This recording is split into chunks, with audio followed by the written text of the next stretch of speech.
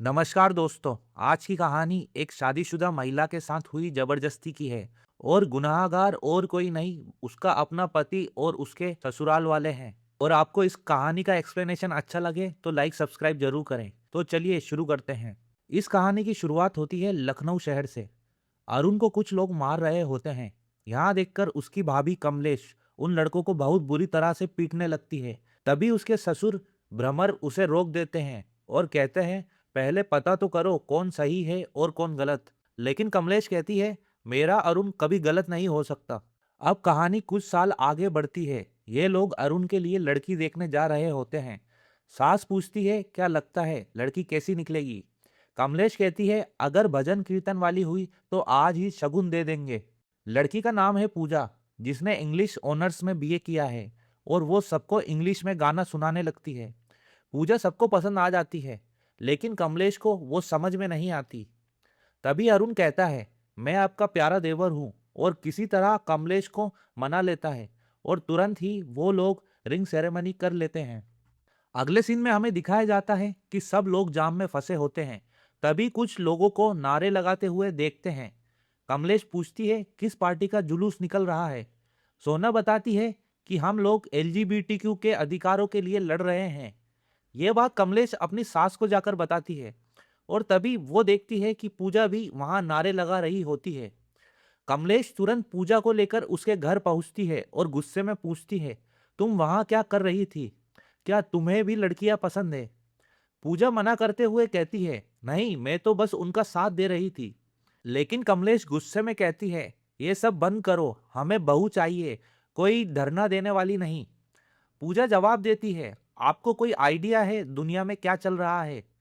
कमलेश तुरंत पलटकर कहती है, तुम्हें कोई आइडिया है घर का काम कैसे होता है? और फिर कमलेश वापस कहती है, औरतों का न्यूज़पेपर पढ़ना फ्रंट पेज से नहीं बल्कि लास्ट पेज से होता है, जहां लिखा होता है घर पर बैठकर खाना कैसे बनाएं। और यही औरत की दुनिया होती है।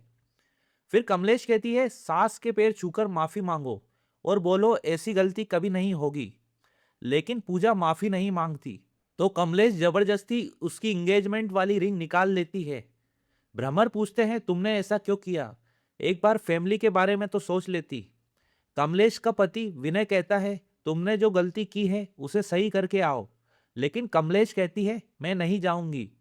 तभी अरुण उसे मनाने की कोशिश करता है और उसी वक्त पूजा वहां आ जाती है। पूजा बताती है, आपके जाने के बाद पापा के सीने में दर्द हुआ था। डॉक्टर ने कहा एसिडिटी थी। लेकिन आधे घंटे तक उन्हें यही लगता रहा कि शायद मेरा रिश्ता टूटने की वजह से उन्हें हार्ट अटैक आया है। और फिर वो कहती है, मैं उस रैली में इसलिए गई थी क्योंकि जिनके साथ गलत होता है वो अपने लिए आवाज नहीं उठा पाते, और इसीलिए हमेशा उनके लिए आवाज उठानी पड़ती है। कमलेश कहती है, मुझे सही गलत समझने में थोड़ा टाइम लगता है, लेकिन एक बार समझ में आ जाए तो सही के लिए लड़ भी पड़ती हूँ। और फिर वो खुद ही पूजा को रिंग पहना देती है। अब शादी वाले दिन पूजा की तबीयत ठीक नहीं होती और वो दवा खाती रहती है। फिर फर्स्ट नाइट को पूजा कहती है अरुण से कि मेरी तबीयत ठीक नहीं है, अभी रेस्ट कर लेती हूँ, कल तक ठीक हो जाऊंगी। लेकिन अरुण नहीं मानता और उसके साथ जबरदस्ती इंटीमेट हो जाता है। पूजा कहती है, तुमने मेरे साथ जबरदस्ती की है। वो जवाब देता है, अगर तुम्हें ऐसा लगता है तो बाहर जाकर सबको बता दो, और उसे कमरे से बाहर निकाल देता है। बाहर औरतें बातें कर रही होती है। औरत एटम बम से नहीं डरती, वो तो डरती है तमाशे से। औरतें भले ही घर में मर जाए पर तमाशा नहीं होना चाहिए। ये सुनकर पूजा वापस कमरे में चली जाती है। अरुण पूछता है, तुमने भाभी को कुछ बताया तो नहीं? पूजा मना कर देती है। इसके बाद अरुण कहता है, तुम्हारी पहली गलती थी, दोबारा ऐसा मत करना।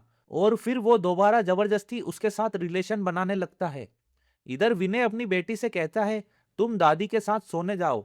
उसके जाते ही वो कमलेश के पैर दबाते हुए कहता है, तुम बहुत थक गई होगी ना, अगर पिंकी के सामने दबाता तो वो सबको बता देती। ये सुनकर कमलेश हंसने लगती है। अगले दिन वो पूजा से पूछती है, यहाँ क्यों खड़ी हो, क्या हुआ है? लेकिन पूजा कुछ नहीं बताती और कहती है, मुझे बस घर जाना है। सभी लोग सो रहे होते हैं, इसीलिए कमलेश खुद उसे लेकर चली जाती है। पूजा अपनी मम्मी को सब कुछ बता देती है, लेकिन मम्मी कहती है, नो का क्या मतलब है? ये एक अनकही रस्म है, ये तो करना पड़ता है। लेकिन पूजा कहती है पर ऐसा तो नहीं होना चाहिए। तभी मम्मी जवाब देती है, अभी ससुराल वापस चली जाओ, नहीं तो मैं नस काट लूंगी। घर आते हुए पूजा वॉशरूम का बहाना बनाकर भाग जाती है। कमलेश घर आकर सबको बता देती है। फिर सभी लोग मिलकर उसे ढूंढने लगते हैं। तभी उसे सोना मिलती है और बताती है पूजा खो गई है। फिर वो लोग एक एनजीओ पहुंचते हैं। कमलेश पूछती है ये कौन सी जगह है। सोना बताती है ये एनजीओ है, अगर किसी महिला को प्रॉब्लम हो तो वो यहाँ आकर बता सकती है। वो आगे बताती है हमारे पास ऐसे केस आए हैं जहां लड़की सुसाइड करने गई लेकिन वहां भी उसके साथ गलत हुआ। औरत बिना अनसेफ फील किए मर भी नहीं सकती। इसके बाद कमलेश कहती है इसीलिए तो औरत को घर पर रहना चाहिए। सोना जवाब देती है अगर घर ही अनसेफ हो जाए तो। ये सुनकर कमलेश चुप हो जाती है। तभी एक लड़की आकर बताती है पूजा का कोई पता नहीं चल रहा। फिर वो लोग उसे ढूंढने निकल जाते हैं। तभी फोन आता है पूजा मिल गई है। वहां पहुंचकर कमलेश स्कूटी पार्क करने लगती है और तब तक सोना पूजा के पास पहुंच जाती है। वो कहती है जो भी हुआ है तुम बता सकती हो। औरत औरत की दुश्मन नहीं बल्कि ताकत होती है। तभी कमलेश वहां आ जाती है। सोना कहती है तुम चाहो तो अपनी जेठानी को भी बता सकती हो। उसके जाने के बाद कमलेश पूछती है क्या हुआ बताओ। तब पूजा पूरी सच्चाई बताते हुए कहती है अरुण ने मेरे साथ जबरदस्ती की है। ये सुनते ही कमलेश उसे थप्पड़ मार देती है और कहती है मेरा अरुण ऐसा कर ही नहीं सकता। फिर घर जाकर वो विनय से पूछती है कि अरुण की कॉलेज में लड़ाई क्यों हुई थी। वो कहता है कॉलेज में ऐसा सब होते रहता है। कमलेश कहती है मुझे गर्व है कि मैंने अरुण की परवरिश की है। अगर वो गलत निकला तो मैं जीते जी मर जाऊंगी। अगले दिन वो लोग हनीमून के लिए निकल जाते हैं। कुछ देर बाद पिंकी पूछती है एआई क्या होता है। कमलेश कहती है मुझे नहीं पता। तभी पड़ोसन बताती है जब कंप्यूटर खुद सोचने लगे तो उसे एआई कहते हैं। पिंकी पूछती है आपको ये सब कैसे पता। वो कहती है अखबार के पहले पन्ने पर छपा था। अगले सीन में कमलेश सोना के एनजीओ जाती है और वहां पूछती है अगर औरत ना कहे तो उसका क्या मतलब होता है। वो जवाब देती है शादी हो जाने से किसी का अपने शरीर पर से अधिकार खत्म नहीं हो जाता। फिजिकल रिलेशन से पहले सहमति जरूर होती है। अगर सहमति ना हो तो उसे जबरदस्ती कहा जाता है। इसके बाद कमलेश कहती है अगर लड़का अच्छी फैमिली का हो तो वो ऐसा नहीं करेगा। वो जवाब देती है फैमिली को लगता है कि वो अपने बच्चों को अच्छे से जानती है लेकिन हमेशा ऐसा नहीं होता। इधर पूजा कहती है फर्स्ट नाइट को जो कुछ भी हुआ मैं उसे भुलाकर एक नई शुरुआत करना चाहती हूँ। मुझे पता है ये सब जरूरी है लेकिन क्या इससे पहले हम एक दूसरे को जान सकते हैं। लेकिन अरुण अब भी कुछ नहीं सुनता और फिर से जबरदस्ती इंटीमेट हो जाता है। इधर अगले सीन में हमें दिखाया जाता है कि कमलेश अब बदलने लगी है। वो न्यूज़पेपर पहले पन्ने से पढ़ने लगती है और एनजीओ भी जाने लगती है। जहां एक औरत उसे बताती है कि मेरे पति ने तो मेरी मर्जी भी नहीं पूछी थी और मेरे मन में इतना डर बैठ गया था कि जब भी उन्हें देखती थी तो मैं डर जाती थी। इधर अरुण फिर से इंटीमेट होने के लिए कहता है। पूजा मना कर देती है और कहती है कि मेरे पीरियड शुरू हो गए हैं। लेकिन अरुण शक में पड़ जाता है और कहता है दिखाओ। ये सुनते ही पूजा टूट जाती है और रोने लगती है और अचानक एक ब्लेड उठा लेती है और अपने प्राइवेट पार्ट्स पर कट कर लेती है ताकि वो अरुण को ब्लीडिंग दिखा सके। अगले दिन अरुण उसे हॉस्पिटल लेकर जाता है। तभी कमलेश वहां पहुंच जाती है। अरुण कहता है लेडीज प्रॉब्लम हो गई है। कमलेश अंदर जाती है तो डॉक्टर बताती है कि पूजा को कोई लेडीज प्रॉब्लम नहीं है, उसके प्राइवेट पार्ट में ब्लेड से कट लगे हैं। ये सुनते ही कमलेश हिल जाती है। वो बाहर आकर कहती है आप लोग घर जाइए मैं देख लूंगी। फिर वो पूजा से पूछती है ये कैसे हुआ। पूजा बताती है ये कट मैंने खुद लगाए हैं। मुझसे अब और बर्दाश्त नहीं हो रहा था, इसीलिए अरुण से बचने के लिए मैंने खुद को चोट पहुंचाई। अगर आपको लगता है मैं झूठ बोल रही हूं तो एक बार खुद करके देख लीजिए। कोई भी लड़की झूठ बोलने के लिए इतना दर्द नहीं सह सकती। यह सुनकर कमलेश घर जाती है और खुद ब्लेड उठाती है लेकिन वो ऐसा कर नहीं पाती और तभी उसे पूजा का दर्द समझ आता है और वो रोने लगती है। अगले दिन कमलेश कहती है मुझे सही गलत समझने में बहुत वक्त लगता है लेकिन अब सब हिसाब करूंगी। कुछ देर बाद अरुण हॉस्पिटल पहुंचता है लेकिन उसे पता चलता है कि पूजा तो सुबह ही डिस्चार्ज हो गई। वो कहता है बिल का कॉपी तैयार रखो मैं डॉक्टर से मिलकर आता हूँ। जैसे ही डॉक्टर को पता चलता है कि वो पूजा का पति है, वो गुस्से में कहती है, तुम यहाँ क्या कर रहे हो? तुम्हें तो जेल में होना चाहिए। और फिर वो उसे सारी सच्चाई बता देती है और गार्ड को बुलाकर उसे बाहर निकलवा देती है। इसके बाद सीन शिफ्ट होता है घर पर। कमलेश कहती है, हम लोग थाने भी जा सकते थे, लेकिन पापा की वजह से नहीं गए। अब मैं पापा को बताऊंगी और वो खुद अरुण को जेल भिजवाएंगे। तभी पूजा अपनी कहानी बताती है। जब मैं 12 साल की थी, ट्यूशन में एक लड़के ने मुझे गलत तरीके से छुआ था। तब मैंने मम्मी को बताया, तो उन्होंने मुझे ही डांटा और मेरा घर से बाहर निकलना बंद कर दिया। उसके बाद मैंने सालों तक कुछ नहीं बताया और आज जब बताया तो उन्होंने कहा एडजस्ट करो। अगर हमारी मम्मियाँ ही नहीं सुनेगी तो फिर कौन सुनेगा? उसी रात मुंह दिखाई की रस्म चल रही होती है। तभी अरुण वहां आ जाता है और कहता है, मैंने कुछ गलत नहीं किया, मैं पति हूँ, मेरा अधिकार है। तभी कमलेश आगे आती है और कहती है, मैं तुम्हारी भाभी हूँ, मुझे भी अधिकार है और मैं तुम्हें जेल भिजवा कर ही रहूंगी। इसके बाद कहानी वापस फ्लैशबैक में जाती है, जहां कमलेश की बेटी होने के बाद डॉक्टर ने कहा था कि वो अब कभी मां नहीं बन सकती। इसीलिए कमलेश अपने देवर अरुण को अपने बेटे की तरह पालती है। इसके बाद सीन वापस प्रेजेंट में आता है, जहां हमें दिखाया जाता है कि कमलेश सभी को सच्चाई बता देती है। भ्रमर अरुण से कहते हैं, पूजा से माफी मांगो, और अरुण सिर्फ एक सॉरी बोल देता है। तभी माँ कहती है, चलो बात खत्म हुई, अब खाना बना लो। लेकिन कमलेश फिर से बात करने जाती है।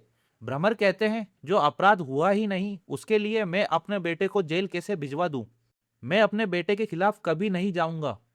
अगले दिन कमलेश कहती है, आप हमेशा सही करते थे लेकिन आज नहीं कर रहे, तो अब मुझे करना पड़ेगा। भ्रमर गुस्से में कहते हैं, अगर कुछ करना है तो घर से बाहर जाकर करो, और वो उसे घर से निकलने के लिए टैक्सी बुलवा देता है।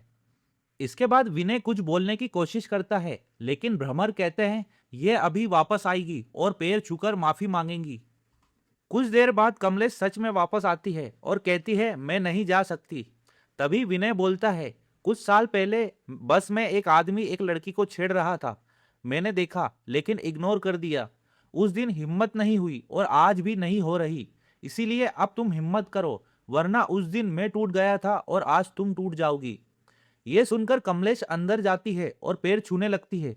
भ्रमर कहते हैं, मैंने कहा था ये पैर छूकर माफी मांगेगी, लेकिन कमलेश कहती है, मैं माफी मांगने नहीं, आशीर्वाद लेने आई हूँ। इसके बाद वो अपने नाना के पास जाती है, जो कि एक वकील है, और उन्हें पूरी बात बता देती है। नाना कहते हैं, हमारे देश में इस अपराध के खिलाफ कोई सीधा कानून नहीं है, दहेज के खिलाफ कानून है। कमलेश कहती है, लेकिन ये केस दहेज का नहीं है, हम सही तरीके से लड़ेंगे। लेकिन पूजा तैयार हो जाती है दहेज का केस बनाने के लिए। उसी रात नाना एप्लीकेशन लिखते हैं और कहते हैं, इसे साइन करो, आज ही थाने चलेंगे और कल सुबह तुम्हारे पति और ससुराल वाले अरेस्ट हो जाएंगे। इसके बाद कमलेश पूछती है, इसमें सास ससुर का नाम क्यों है, उन्होंने तो कुछ किया भी नहीं। पूजा जवाब देती है, यही तो प्रॉब्लम है, उन्होंने कुछ किया ही नहीं। जब उन्हें मेरे दर्द की परवाह नहीं तो मुझे भी उनकी कोई फिक्र नहीं। इसके बाद कमलेश पूजा से वो एप्लीकेशन छीनकर जला देती है।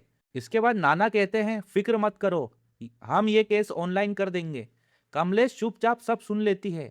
अगले दिन पुलिस सबको पकड़कर ले जा रही होती है, लेकिन तभी वकील एंटीसिपेटरी बेल दिलवा देते हैं, क्योंकि कमलेश ने पहले ही ये बात घर वालों को बता दी थी। अगले सीन में पूजा कहती है, हमारे पास सिर्फ एक मौका था और वो भी चला गया। कमलेश कहती है, तो क्या गलत तरीके से लड़े? नाना कहते हैं, तुम्हें लगता है तुम्हारा ससुर सही तरीके से लड़ रहा है, समाज के सामने वो अच्छा है लेकिन असल में नहीं है। इधर भ्रमर दोनों को लेकर पूजा के घर पहुंचता है, उन्हें बाहर रोककर खुद अंदर जाता है और कहता है, पूजा के भागने से हमारे परिवार पर दाग लग गया है, वो अपनी मर्जी से हमारे पैर पड़कर माफी मांगे तभी घर आएगी। फिर पूछता है, आप क्या चाहते हैं, तलाक या फिर वापस ससुराल?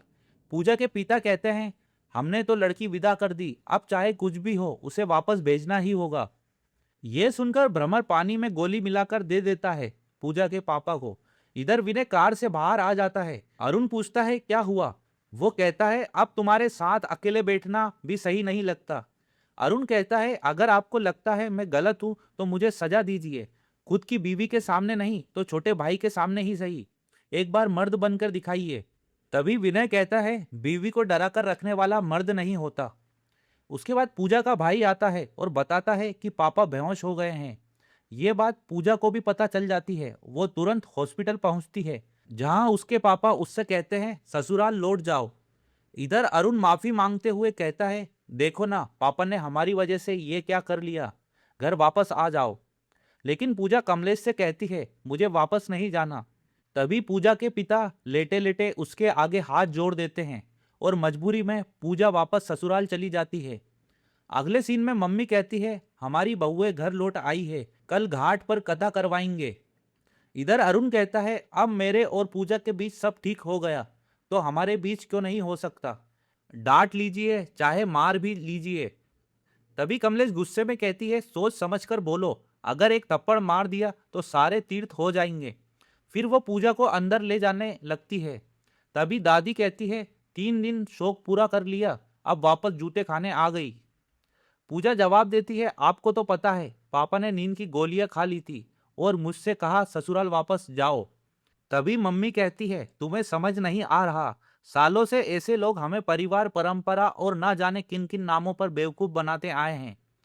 तभी कमलेश गुस्से में कहती है, तो क्या करें, दंगल करें, हथौड़ा उठाकर सिर तोड़ दें? वो जवाब देती है, सर नहीं तोड़ना है, चुप्पी तोड़नी है। समाज का हथियार है चुप्पी, और औरत का हथियार है आवाज। अब आवाज उठानी पड़ेगी। अगर औरत में हिम्मत आ गई तो उसे हाथ लगाने वाला 100 बार सोचेगा। अगले दिन कथा का सीन होता है। सब पूछती हैं, पंडित जी कहाँ हैं? कमलेश कहती है, आज कथा मैं सुनाऊंगी।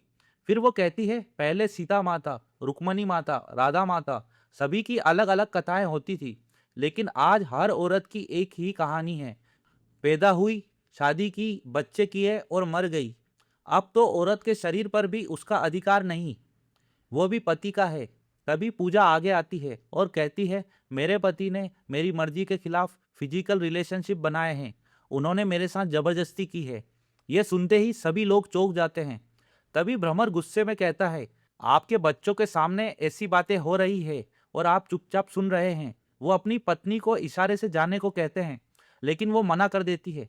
धीरे धीरे लोग जाने लगते हैं।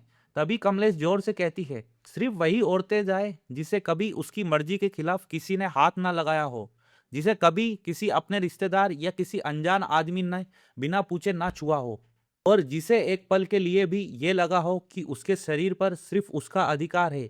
ये सुनते ही सभी औरतें वहीं रुक जाती है। इसके बाद अरुण को गुस्सा आ जाता है और वो कहता है, मैंने आज तक सिर्फ शराफत से काम लिया है, इसका मतलब ये नहीं कि तुम दुनिया के सामने हमारी बेइज्जती करो। और वो पूजा को थप्पड़ मारने जाता है, लेकिन कमलेश बीच में आ जाती है और उसे जोरदार थप्पड़ मार देती है। फिर कहती है, कुछ तो गलत किया होगा तुमने, पूरा परिवार आज तुम्हारे खिलाफ खड़ा है। तुम्हारे अपराध के लिए भले ही कोर्ट में कानून न बना हो, लेकिन आज ये परिवार तुम्हें सजा देगा। आज से इस घर की किसी भी औरत से तुम्हारा कोई संबंध नहीं। जब हम मरेंगे, तब हमारे मुंह में गंगा जल डालने का भी अधिकार तुम्हें नहीं मिलेगा, और जिस दिन पिंकी की शादी होगी, उसकी डोली को कंधा देने का हक भी तुम्हें नहीं मिलेगा। यह सुनकर अरुण टूट जाता है। वह कहता है, मैं ऐसे नहीं जी पाऊंगा। कमलेश जवाब देती है, जी तो पूजा भी नहीं पा रही है। अब समझ आया तुमने क्या किया है? तभी विनय आगे आता है और कहता है, मुझे समझ आ रहा है। हम जैसे लोग जब कहीं गलत होता देखते हैं तो उसे इग्नोर कर देते हैं। अरुण ने गलत किया, मैं देखता रहा, तुम लड़ती रही और मैं बस देखता रहा। गलत देखकर चुप रहना गलत का साथ देने जैसा ही होता है। फिर वो भ्रमर से कहता है, ये जो सही गलत की लड़ाई है, ये सिर्फ औरतें ही क्यों लड़े, हम भी अब साथ लड़ेंगे। फिर वो अरुण से कहता है, माफी मांगो। अरुण माफी मांगने लगता है, लेकिन पूजा रोक देती है और कहती है, इसकी कोई जरूरत नहीं। मेरे साथ जो हुआ है उसके खिलाफ कानून बनने तक मैं इंतजार करूंगी, और जिस दिन वो कानून बन गया उस दिन मैं तुम्हें खुद थाने लेकर जाऊंगी। यह सुनकर अरुण अपने पिता से कहता है, गलती हो गई, अब इसे ठीक करते हैं। कमलेश भ्रमर से कहती है, जो बोलना था हम बोल चुके, अब हमारा बोलना बंद और आपका सोचना शुरू। इसके बाद सभी औरतें वहां से चली जाती है और यहीं पर यह वेब सीरीज खत्म हो जाती है। तो दोस्तों, आपको ये वेब सीरीज कैसी लगी कमेंट बॉक्स में जरूर बताइए, और अगर वीडियो पसंद आया हो तो इसे लाइक करें, और ऐसे ही दमदार मूवी और वेब सीरीज एक्सप्लेनेशन देखने के लिए हमारे चैनल को सब्सक्राइब करना बिल्कुल मत भूलिए।